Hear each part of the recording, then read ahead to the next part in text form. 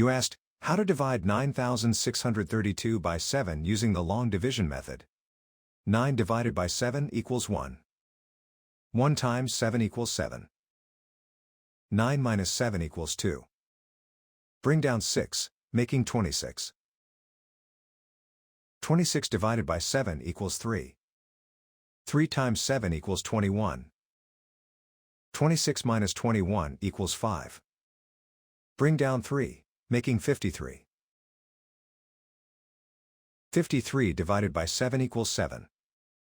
7 times 7 equals 49. 53 minus 49 equals 4. Bring down 2, making 42.